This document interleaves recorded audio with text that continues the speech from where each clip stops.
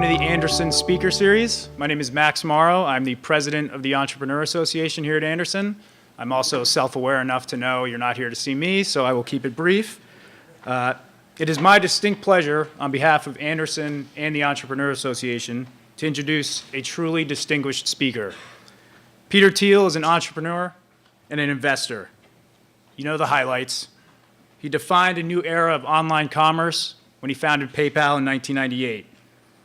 In 2004, he made the first outside investment in Facebook, where he still serves as a director. That same year, he launched Palantir Technologies, a software company that is radically changing the fields of national security and global finance.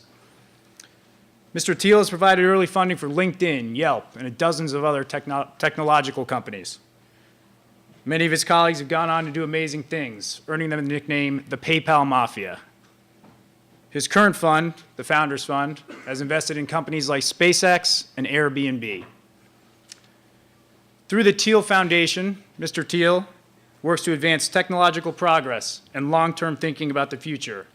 His new book, 0 to 1, Notes on Startups or How to Build the Future, is a collection of his notes from teaching a computer science course at his alma mater, Stanford University. Mr. Thiel ignited a national debate and got some front-page treatment here at Anderson by encouraging young people to put learning before schooling through the Thiel Fellowship. So whether revolutionizing an industry, investing in innovative companies, or through philanthropy, Mr. Thiel is constantly striving to make the world a better place and truly embodies the values we all love so much about Anderson. So please, everyone, join me in giving a warm Anderson welcome to Mr. Peter Thiel.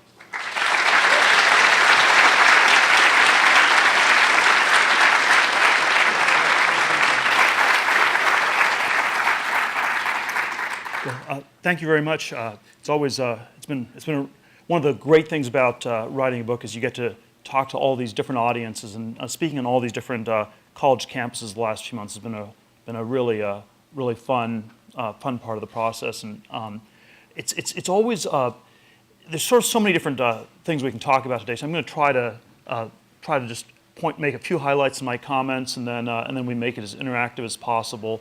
Leave as much time as possible for Q&A.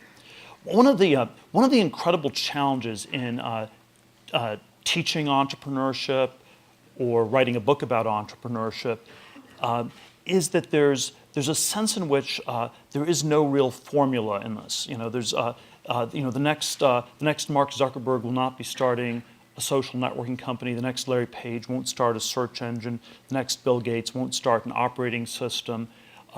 If you are trying to, copy these people, you're in some sense not really learning from them. And there is something even more generally, that every moment in the history of business, every moment in the history of technology happens only once. There is no science of entrepreneurship, because science is something that starts with a number 2. Science starts with experiments that you can repeat.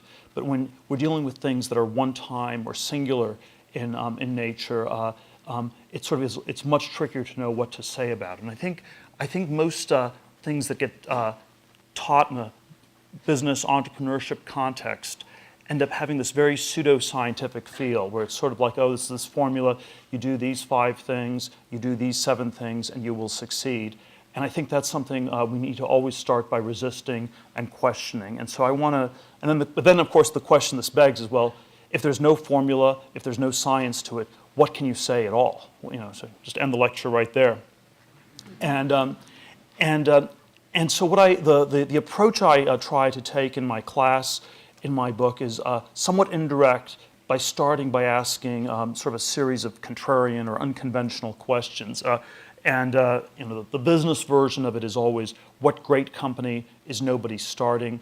The intellectual version is, tell me something that's true that very few people agree with you on.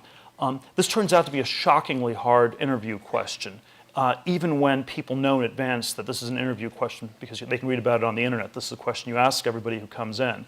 And it's still a very difficult question for people to answer, because when you ask the question, it ends up, first off, you think you have to have something really brilliant, because somehow truth is something everyone already understands. It's all this collective knowledge we have. And and it's almost impossibly hard to be that brilliant. But I think even more fundamentally, if you just think about the literal context of an interview where I'm asking you the question and you're responding, it's sociologically awkward because the correct answer isn't something like our education system is screwed up or our political system doesn't work terribly well. These are incredibly conventional answers. Everybody knows these answers are true. Those are the wrong answers to this question. And the right answers are ones the interviewer will strenuously disagree with you on.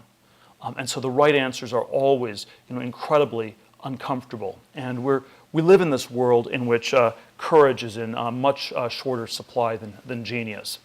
And so I want to maybe just today give 2 or 3 of the answers that I offer to this question as a starting point for the discussion. And so the first answer I give, and this is perhaps the single overarching theme of my class, my book, is starts from this theme of uniqueness and singularity. That and it's basically that there are that the successful businesses are all singular. They are, in a word, monopolies. They're doing something nobody else is doing. They're doing it so much better that they have no competition at all. Really bad businesses are ones that have lots of other ones that are doing similar things and that are extremely competitive. And if you want to, I don't think it's too much of an exaggeration to say that there are precisely 2 kinds of companies in this world. There are companies that compete like crazy and never make any money, and there are companies that are monopolies and they make an enormous amount of money. And this sort of very basic dichotomy is extremely poorly understood. If you want to compete like crazy, you should just open a restaurant. You'll get tons and tons of competition. You will never make any money. The sort of the paradigm tech example I give of a successful monopoly business is Google, which definitively distanced itself from everybody else in the search business back in 2002, and has been making enormous amounts of profits ever since.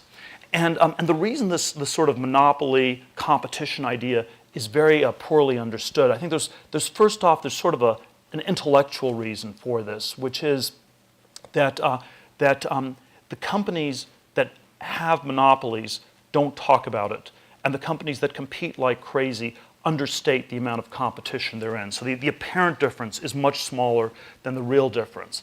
And so if you're running Google, you don't even talk about the search business, even though it's about 98% of the revenues.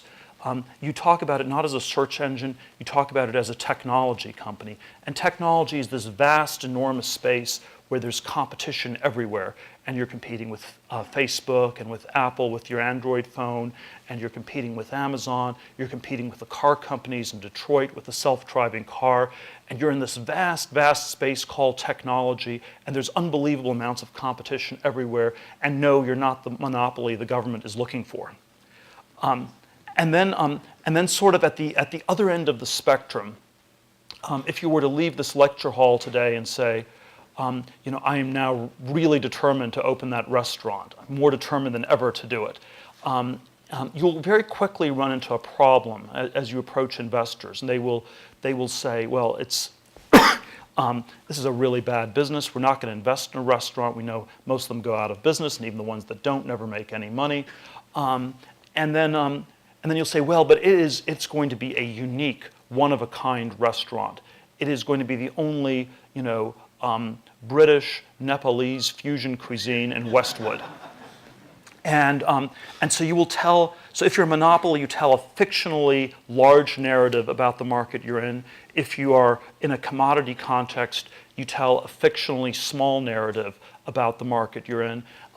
And as a result, people are generally confused about this, starting with the people, running many of these businesses themselves, or the people in them. And are themselves often quite unaware of just how monopoly or how competitive these particular businesses. So I think there is this sort of incredible intellectual distortion that obscures this question very deeply.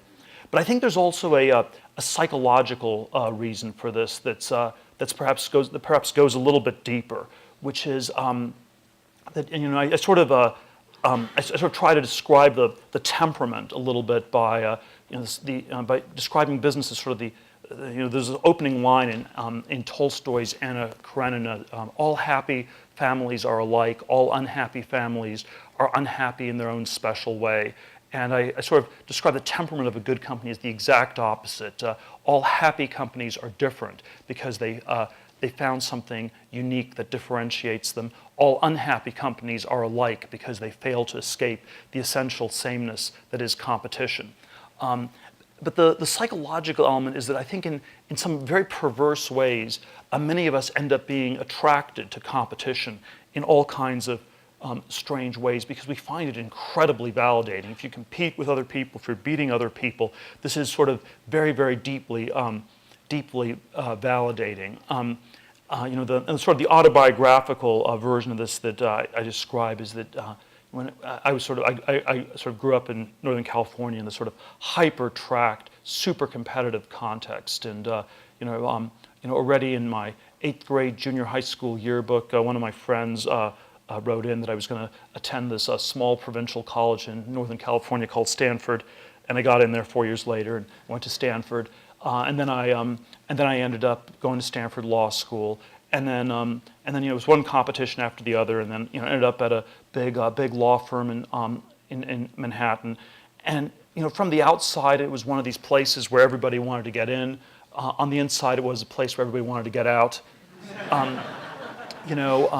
When I left after 7 months and 3 days, one of the people down the hall from me told me it was really reassuring to see me leave. He had no idea that it was possible to escape from Alcatraz, and the reality was that all you had to do was go out the front door and not come back.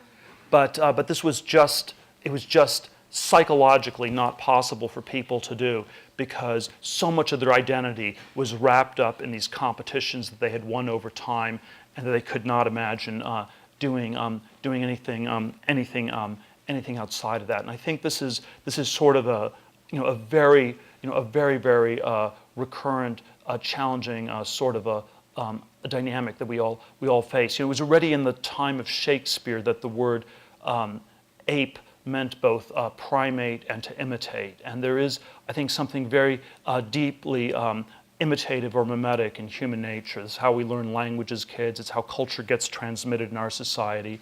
But it also leads to a lot of forms of insanity. It leads to the madness of crowds. It leads to market bubbles and manias, and it leads to sort of groupthink and herd-like, ape-like, sheep-like, lemming-like behavior that is so deeply problematic, and that I think one always needs to try and resist. I think there's this sort of very strange phenomenon in Silicon Valley where a surprising number of the very successful companies seem to be dominated by people who are suffering from mild forms of Asperger's in one way or another.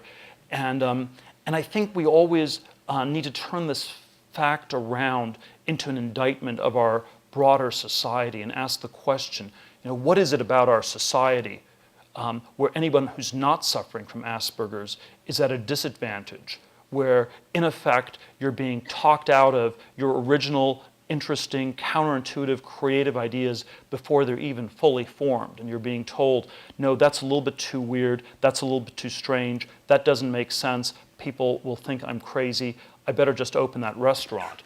And I think there's sort of, it's always easy to pick on sort of all these different contexts. So since I'm here, I'm going to pick on the audience that's sort of, we're in a business school context.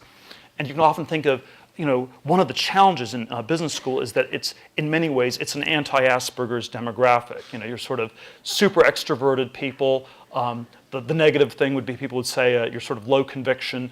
We sort of put all of, you sort of end up with business school as this hothouse environment where you take all these people who don't know what they want to do and you put them in the same place for 2 years. And then the risk is always that at the end of this 2-year process, it's sort of, everyone sort of is talking to everybody else, what are we going to do, what are we going to do, what are we going to do? And since no one has any clue, at the end of the 2-year process, you end up with this dynamic where everyone tries to surf the same wave that actually has already come and gone, and it's sort of they've done these studies at Harvard Business School where they found that the largest number of business school students systematically went into the wrong career at every point. So if you look simply at what was the largest group doing, it was always the wrong thing. So like in 1989, they all wanted to work for Michael Milken and the junk bonds, 1 or 2 years before he went to jail and everything went wrong with that. They were never really interested in tech except 1999, 2000, where they sort of all descended on Silicon Valley and timed the end of the dot-com bubble perfectly.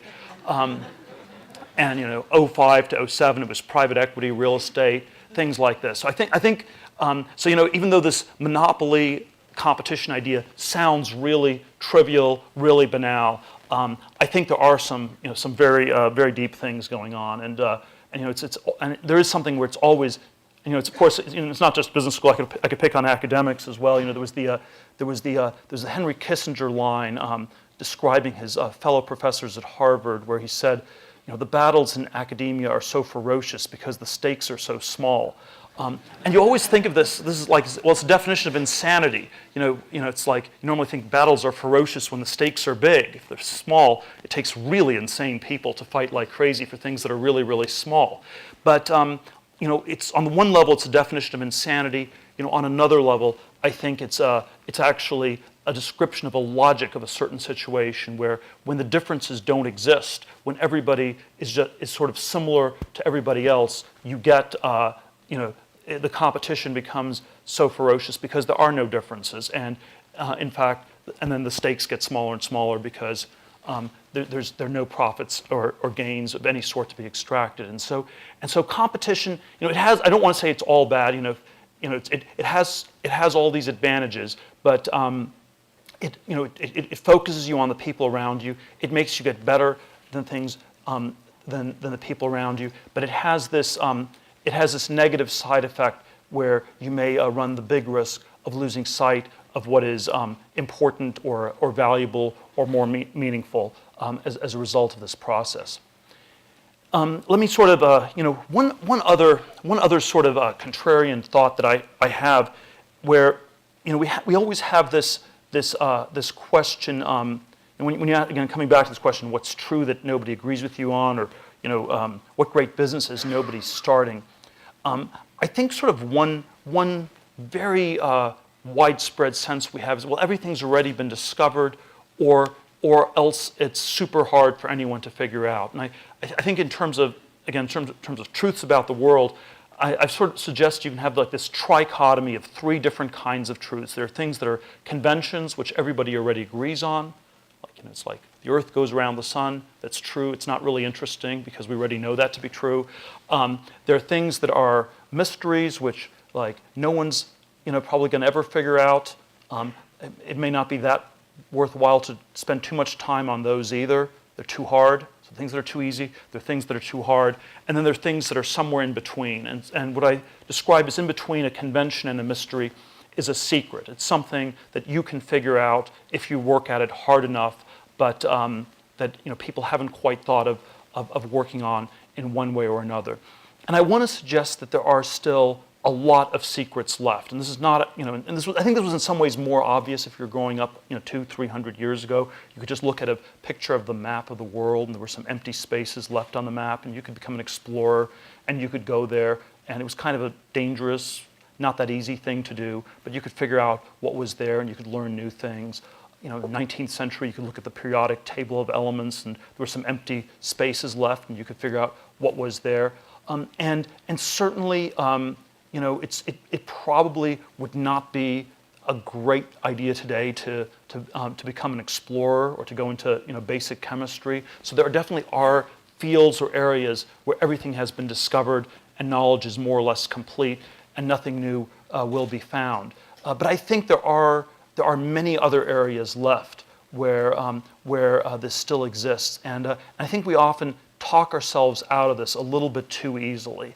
And I think there is this somewhat insidious effect of globalization in this whole process, where you have 7 billion other people in the world, and it's very tempting to always say, well, whatever idea it is, whatever business I'm working on, someone else has already thought of it before me. So, and then that becomes self-defeating very quickly. If you think that you're not going to discover a secret, you certainly won't try, and you will not discover one. So it is sort of negatively self-fulfilling. So in order to discover a secret, you have to believe that you would be able to do so.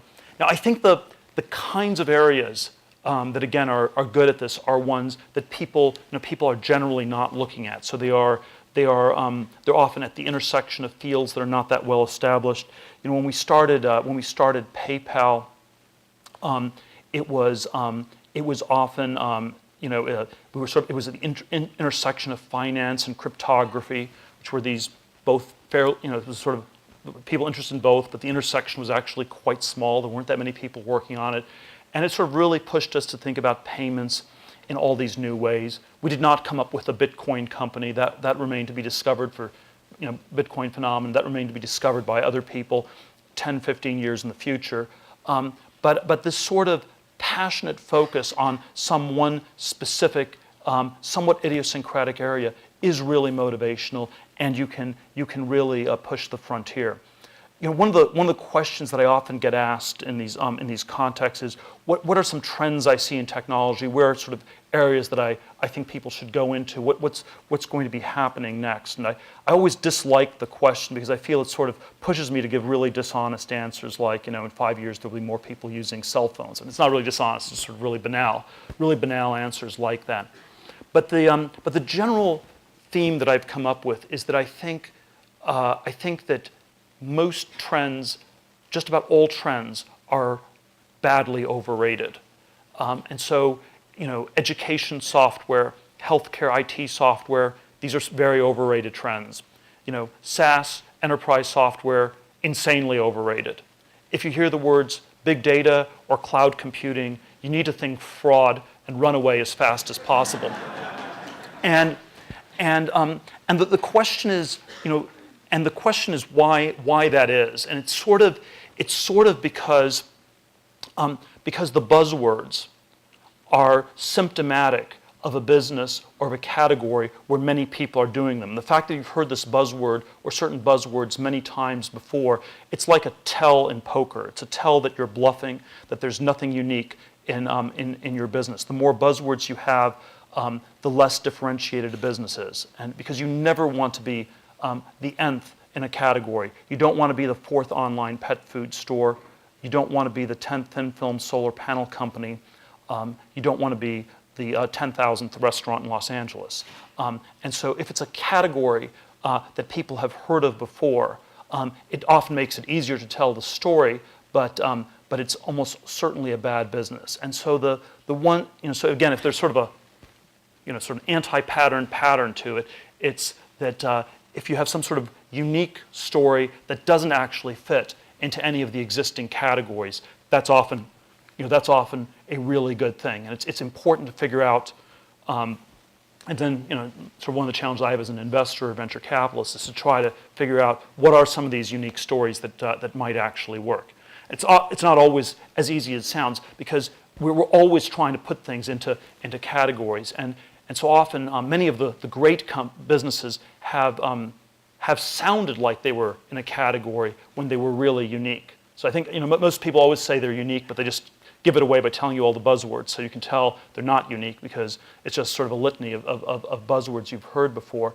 But occasionally it sort of goes the other way, where it sounds like it's in a category it's really unique. When Google started in the late 90s, people said, well, it was just another search engine. Facebook was just another social network. Social networking already existed as a category in 2004, where people have been trying to start social networking companies for quite a while. One of my friends, Reid Hoffman, who ended up starting LinkedIn, started a company called SocialNet in 1997. So they had the idea of social networking 7 years in advance. They already had it in the name of the company. So this was not a new idea, and it was of course, and then and they had sort of all these crazy ideas about how to do it. You're going to have these avatars in cyberspace, and somebody would be a cat and someone else would be a dog, and there'd be sort of all these weird ways you'd interact with other cats and dogs. And it turned out people weren't really that interested in that. And so I would say, Facebook was actually, it was not really the first social networking company, but that didn't matter because that was the wrong category. It was the first company to crack the problem of real identity, which was actually a really valuable problem. Social networking in the abstract, not that valuable. You don't really want to network with cats and dogs. Real identity, that was very valuable, and that was actually the problem that Facebook solved.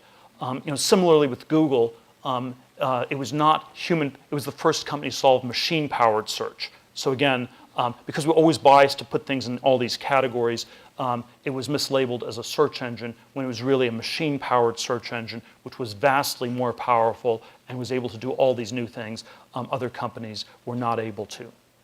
Now, you want to be in these sort of unique narratives, one-of-a-kind businesses.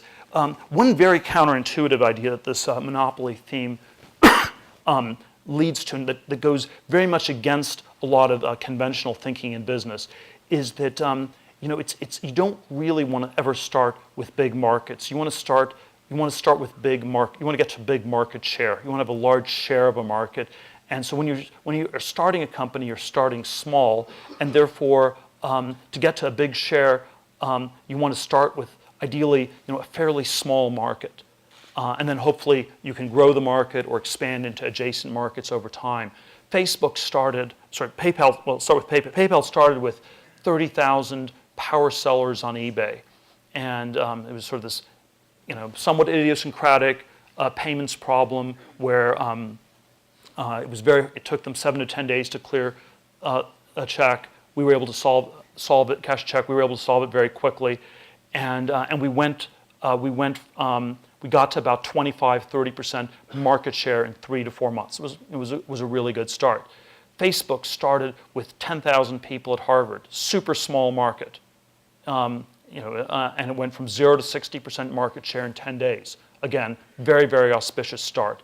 When one looked at all the clean tech companies of the last decade, and you saw all the pitch decks, it was they made a lot of different mistakes, but I'll just mention one. The first slide in every pitch deck started with, "We have a vast, vast market." It's measured in hundreds of billions or trillions of dollars, and it's called energy. And then if we get a fraction of this market, we'll have a pretty big company. But it begs the question: do you have anything that differentiates you? Do you have any pricing power? And so, because you will end up having not just to beat, if you're a thin film solar panel company, you have to then beat the other 9 thin film solar panel companies. Then you have to beat the other 90 solar panel companies using other types of solar paneling. Then you have to beat the windmills and the natural gas company. And then fracking came out of right field, and Chinese manufacturing came out of left field. And there was just this vast, and whenever it's a big market, it means enormous competition everywhere. You never want to be a minnow in a vast ocean. Oceans are never empty. There's always, lots of stuff. You don't really know what's going to hit you. That's not the sort of context you want to be in. Let me end with one slightly bigger picture version, sort of something I believe to be true that people generally don't agree with me on. I think that in a successful 21st century, there are going to be these two themes of globalization and technology. And I always think these themes can be described as very different. People always use these words interchangeably, but I think they're actually quite different. I always think of globalization, I always draw globalization on an x-axis and technology on a y-axis. Globalization is copying things that work, going from one to n, horizontal, extensive growth. China is the paradigm example of globalization. It has a very straightforward plan for the next 20 years. It will copy all these things that are working well in the U.S. and Western Europe. It'll skip a few steps. It'll avoid some mistakes. But it's sort of a very straightforward development plan. I think they're doing many things right there. And then technology, however, is doing new things. It's going from 0 to 1. It's intensive. Vertical progress. So, you can think of globalization as going from 1 to 100 typewriters. Technology is going from a typewriter to a word processor. And And so it has sort of this very different character. And we've had eras of technology. We've had eras of globalization. In the last 200 years, the 19th century, 1815 to 1914, was a period of tremendous globalization and technology. After 1914, World War I starts. Globalization more or less goes into reverse. You have less trade. The world sort of breaks apart in all kinds of different ways. Technology still continues apace in a lot of different ways. 1971, I sort of date, Kissinger goes to China, globalization starts again, and the last 40 years we've had a breakneck pace of globalization, whereas I would argue that we've had somewhat less technology. We've had a lot in computers in the world of IT, but it is somewhat narrower than the categories people would have talked about in the 50s and 60s. There's not quite as much in the life sciences, medical devices, space travel, energy, nuclear power. There are all sorts of areas that have been somewhat reduced, and we live in and I think we live in a society or a culture that is generally extremely biased against technology and that dislikes technology in all its forms. And the local version of this, you can just look at all the movies that get made in Los Angeles. And I sort of always challenge people to come up with a single science fiction movie made in the last 25 years that gives a positive image of technology. It's always negative. And it's always going to destroy the world, destroy humanity. It's not going to work. It's going to be bad for people. And the future looks like some combination of the Terminator, the Matrix, Avatar, Elysium. I watched the Gravity movie recently, and it's like you would never want to go into outer space. You want to be back on that muddy island somewhere. And of course, I think this is not just it's not like, I think Hollywood mainly reflects the broader culture. It doesn't, it's not really, it partially creates it, but mostly reflects it. And I think we do have this very deep bias against technological progress or a future that looks different from the past. And in some ways, if you want to describe it in geopolitical terms, it's described in these very different ways we talk about the world relative to 50 or 60 years ago. In the 50s and 60s, the world would have been divided into the first world and the third world. The first world was the part where you had accelerating technological progress. The third world was this part of the world where things were sort of permanently screwed up and broken. So it was a pro-tech, somewhat anti-globalization dichotomy. And today we would talk about the developing and developed world. And the developing world is that part of the world that's copying the developed world and therefore converging with it. So this dichotomy is a very pro-globalization dichotomy. But it is also implicitly an anti-technological dichotomy, because when we say that we are living in the developed world, we're implicitly saying that we're living in that part of the world that's done, finished, where nothing new is going to happen, where we should resign ourselves to decades of stagnation, where the younger generation should have lower expectations than their parents and grandparents. And I think this is a conception of our world that we should very strongly resist. And so I'll end by returning to the contrarian question that I think we should always ask anew. How can we go about developing the so-called developed world? Thank you very much.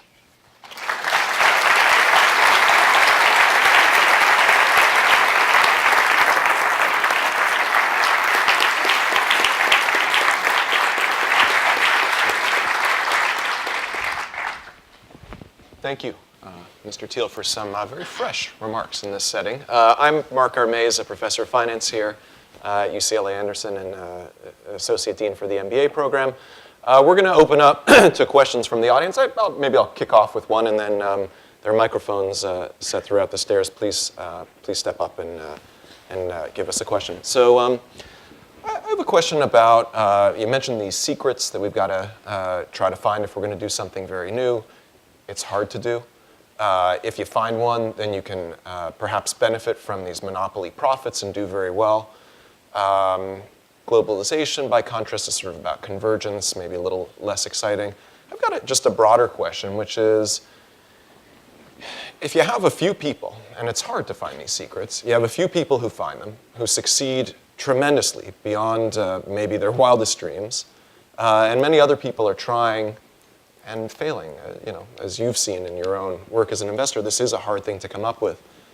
I see some broader implications for, say, income inequality, that you're going to have a couple of people working, founding the Googles of the world, and enjoying tremendous profits, and most other people are not. In fact, I see one of the benefits of globalization is that convergence of income. So, question for you, number one, is this a problem? Is it a problem that requires entrepreneurial thinking? Or is it something that entrepreneurs just can't worry about? Well, let's see. There's always a question: are monopolies good or bad? For society, and I didn't really answer that question. So I think there's both. Let me say there's both an inside and an outside perspective on that. So on the inside, this is always what you want to do as an investor, as a founder, as an employee of a company. You always want to be inside a monopoly, and I do think. By the way, I don't think that everyone should just start a company. I'm not in favor of entrepreneurship per se as a category. I think I'd like to see people start more good companies and fewer bad ones. And so I think it's very important to talk about the nature of the businesses people are starting and think of it in terms of these dynamics. Now, from the point of view of society, I think that monopolies are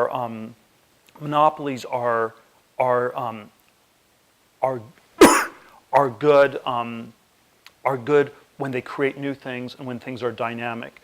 They're bad when they become too stagnant and static. And so we sort of, bad monopoly is like the Parker Brothers board game where all the deeds are, just everything's set, everything's fixed. It's sort of like a troll collecting a toll at a bridge. That's sort of the example of bad monopoly. It's maybe some of the, cable companies fit that category. Certainly the post office fits that category.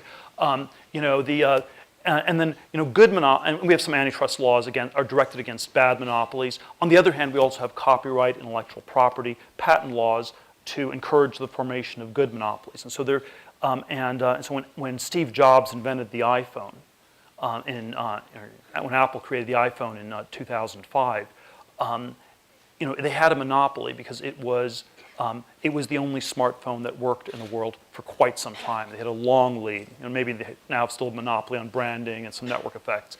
But this was not a bad monopoly because people lining up around the block to buy something that previously had not existed at all. So I think in a dynamic world, monopolies are a good thing. If you told me, well, things are going to be completely static, for the next 100 years or so, that would be. At some point, that gets problematic, and then it becomes a policy question. When does it go from dynamic to static? When does it actually become bad? I think in most areas of technology, I don't think these monopolies will be permanent. I think the government's generally gotten it wrong. They went after IBM in the 70s, Microsoft in the 90s, just at the point when these monopolies were naturally going to die. So I think when you start a business, if you aim for a permanent monopoly, that's probably too ambitious a goal. 20 to 30 years, that's still pretty good. Never is somewhat problematic, or it's just going to be crazy competition from day one. Now, in terms of the larger inequality debate, I'll just take your question as a data point for our cultural bias against technology, since it strikes me that the main driver of inequality in our world is in the developed world, and it's always framed, by the way, as a problem within our country. If you looked at inequality worldwide, it's arguably decreased. The Gini coefficient of the world has gone down because people in China are earning more money than they were 40 years ago. So, but inequality within our societies, has gone up. And people always blame technology. It's much more, although I actually think there's a strong case made that the much bigger driver has been globalization. It is competition with labor that's paid much less outside the U.S. it's not really technology. To frame this, somewhat rhetorically, if you said that Silicon Valley we're going to invent a robot that looks just like you and that can do your job as dean, Thank you. and it won't cost us anything. We won't have to pay this robot anything. You'd be right to be a little bit nervous about that. We have an AI, and we put in a robot that looks just like you. And this is, by the way, this is intuitively why people are nervous about cloning, because if you have, it's in the science fiction version, if you have 100 people who are identical to you, they sort of have this intuition that there's going to be this really tough competition. If you have people who are identical to you, you need to be very nervous about them, and they'll drive down your wages and create all sorts of other problems. And of course, but that's just science fiction fantasy. Something like that is 100 years or more away if it's ever going to happen. Although there is, of course, a certain sense in which that's what globalization represents. It's not robots, but it's people. They look a little bit different. They're not that different in India, China, other places, and they are getting paid a lot less. And that's where the real competition is. Competition comes from companies or people who are like you, not things that are very different. Computers are completely different from us. Therefore, for the most part, they're not competing. You have to compete with other people. Now, I want to be very clear. I'm not anti-globalization. I don't think we can or should try to stop globalization. But let's be very clear that that inequality is primarily coming from globalization, not from technology. Thank you. Maybe a question from the, yeah, please. What areas interest you going forward? Kind of what are you excited about? Well, I feel like answering. I feel that's sort of a trick question. If I give an answer, I'll be undercutting myself. So I'm always interested in very specific things that are unique, that people are not doing for one reason or another. If I had to sort of frame it in terms of categories, if you ask me, well, surely there's like entire categories. Are there entire categories you're interested in? It would be entire categories that for some reason people aren't thinking about. So it's a little bit harder because the bigger something gets, the more likely it is that some people are working about it. So you have to have like deep social reasons that you have large categories of things that people are not looking at. This is somewhat on the biotech and partially on the philanthropy side, but one of the things I am very interested in is life extension research and could we treat aging as a disease to be cured? So that's like a big area, pretty big area, since the most common cause of death are diseases related to aging. If you're age 30, you have a 1 in 1,000 chance of getting cancer in your next year. At age 80, you have a 1 in 10 chance of getting cancer in your next year. And something like that is true of almost all diseases. Almost all of them are linked to aging in one way or another. But it's incredibly underfunded, understudied, and not thought of even as a very big category in one way or another. If you had to describe it again in sort of mass psychological terms, it's that most people have concluded that deal with death through some combination of acceptance and denial. Acceptance, I'm going to die, so there's nothing I can do about it. Denial, I'm not going to die anytime soon, so I'm not going to think about it. And sort of, when you combine a psychology of extreme optimism and extreme pessimism, you end up doing very little. Extreme optimism tells you there is no need to do anything. Extreme pessimism tells you there's no point in doing anything. And they sort of, even though they're inconsistent, they sort of have this cumulative effect of adding up to you just don't do anything. And so I think psychologically it would be much healthier for us to be fighting a little bit more and a little bit less on this hybrid acceptance denial. So that's like a very, very, very broad category. Just to pick a little bit on Eric Schmidt here. If you sort of as a wearables as a category on the other side would be one that it probably something like this will continue to happen, but it is in some ways a super conventional category. It's one everybody in the audience can immediately relate to. It's like you think about what clothes you're going to wear every day. People, and so that's sort of like a supernatural category. It's one that I would suspect that because it's such a natural category for people to think about, that it's probably overexplored. So he may be quite right as a trend or as a technology. I'm always a little bit more pessimistic than him in terms of timing, but as an area for opportunity, it's one that people are probably already very naturally attracted to, and is therefore probably somewhat overrated. Okay. Well, they don't always die naturally. I think at some points they do, some points some points they don't. I think that as long as there's enough innovation in technology, they will tend to get superseded by other technologies in turn. And so IBM looked like it had a very robust monopoly on the hardware side, but it turned out software is going to be more important. Microsoft, had a super robust operating system monopoly in the 90s. It still has, it still is making a lot of money on it, but it has been sort of, it is a somewhat less valuable monopoly than it was 15, 16 years ago. And it's because there's been this shift to the internet that Microsoft largely missed. There's a shift at this point to cell phones, where it feels like Microsoft's going to be quite a bit weaker on. And if you look at the market capitalization of Microsoft as a company, it is it's perhaps it's still somewhat less than it was 15 years ago, much less adjusted for inflation, and much less relative to other technology companies. So there's been a big reordering in that world. The cause and effect always gets hard. In the case of Microsoft, you could say that the government's antitrust suit sort of helped. I would argue it was just coincident. These things were going to happen anyway. The antitrust suit ended up getting dismissed against IBM. And so that's sort of a very clean example of one where it really didn't matter.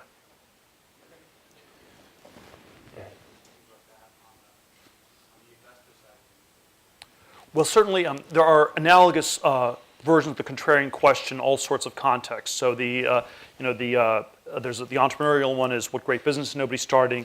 As an investor, you always want to be asking,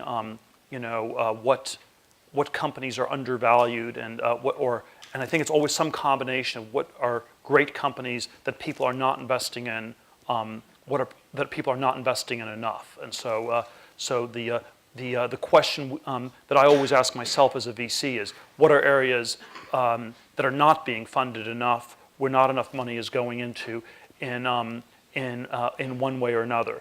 I certainly do think there's something to be said for people being a little bit more adventurous. So we've done a decent amount of investing over the last 6-7 years in a variety of breakthrough technology areas. So we were the first outside investors in SpaceX, which was founded by Elon Musk, one of my colleagues from PayPal, and that was considered a very unconventional investment when we did that in 2008. So I do think, and it turned out to be quite a good one. So I think there is probably some room for people doing a lot more outside the box investing in tech.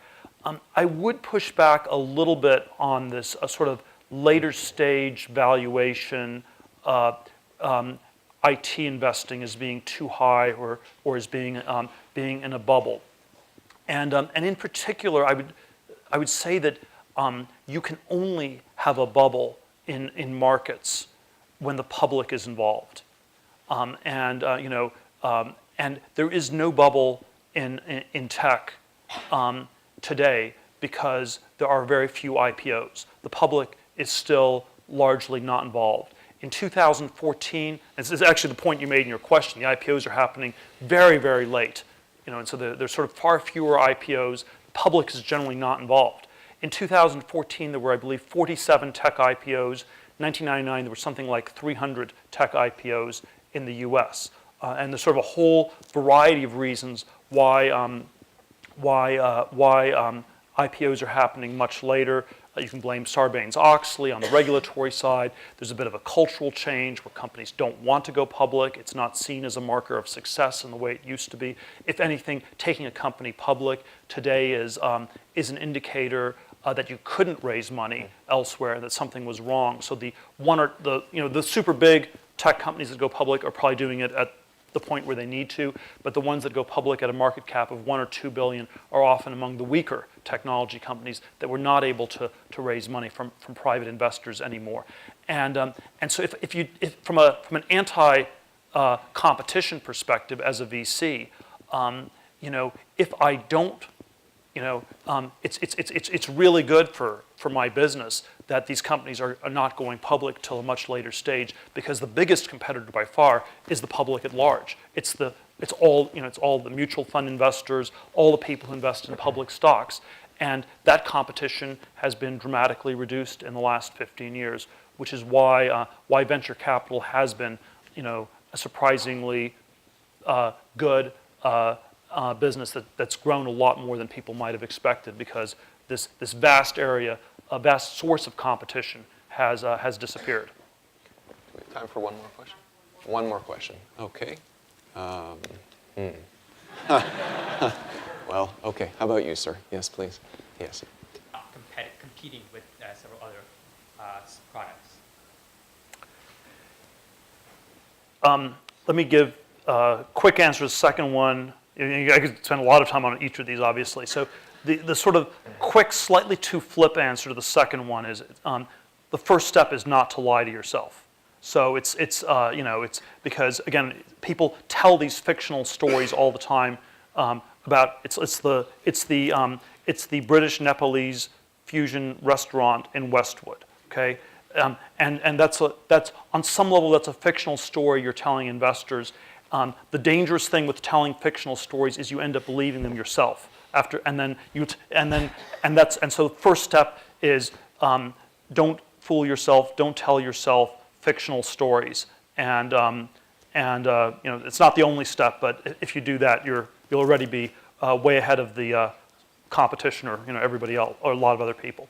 Now, in terms of the next Apple, and I think it's always let me try. I certainly don't want to put precise words into Paul Graham's mouth. I don't want to put words into Paul Graham's mouth, but I don't think he meant literally create the exact next Apple. So the question is always, what is it that you're to the extent there is something about Apple that worked, what is it that you're copying? Are you going to copy Steve Jobs' black turtleneck sweaters? Is that what you should always wear as an entrepreneur? Or there was a point where Steve Jobs went on a diet for a few months where he ate nothing but apples. Was that really what you should do, or was he doing it just for health, or was this a weird marketing gimmick? But even if it's a weird marketing gimmick, it doesn't mean that it's literally an apple-only diet you should do. If you call your computer company Banana or something like that, you probably don't want an apple-only diet to go with that. And so I think you have to. So even if we go with that idea that you could be very successful if you create the next Apple. The question is, what is it that you're doing, or what is it that is there some pattern there that you can emulate or copy that's different from turtleneck sweaters or Apple-only diets? Let me suggest one. This is somewhat of an abstract form, but I think this is one that was a sort of very unheralded aspect of Apple's success that maybe has been underexplored. So I think we have innovation comes in many different forms. We're very in our society we're very focused on sort of incremental iteration, where it's like something where you're steadily improving things over time. We occasionally have this form that's more like a brilliant breakthrough, where it's like something like Bitcoin or something like that, which is quite rare. But I think there are some other forms that we don't consider very much at all, and one that I would throw out there is complex coordination of many different pieces, where you take many pieces that already exist, and the skill is actually putting them together in just the right way. And so if you ask what was actually innovative about the iPhone, I would argue there was no single component that was new or different. It was just that you took all these different pieces and you put them together in the right way. And then, of course, that also included the incredible complexity of getting the entire manufacturing process set up, the entire distribution, marketing. But it was getting all these different pieces coordinated in just the right way. And for some reason, that's generally quite hard to do. I think the sort of Elon's Tesla company I would cite as an instance of complex coordination. So if you ask what's really new about Tesla as a car, there's no single component you can point to. It's all these things already exist, but it's actually putting them all together in a completely new package. That's the real creativity. And then, of course, that includes to the complex coordination of creating a dealer distribution system from scratch, where the dealers don't end up making all the money, and it gets controlled by the car company instead. And that's probably what's somewhat was or remains somewhat underrated about Tesla as a company is and why it will be very hard for other companies to catch up, because you have to somehow rebuild everything at once, and that's something that we're taught not to do or think about. Now it tends to be quite challenging, as an entrepreneur to start these sorts of businesses. They tend to be somewhat more capital intensive, and it doesn't mean I think they would be good investments. So Tesla was a great investment. The iPhone, they maybe cost like $100 million to a few $100 million to get started, and then you have a business that's worth tens of billions. But it's extremely hard to raise that sort of capital, because we live in this sort of world where people are a little bit nihilistic.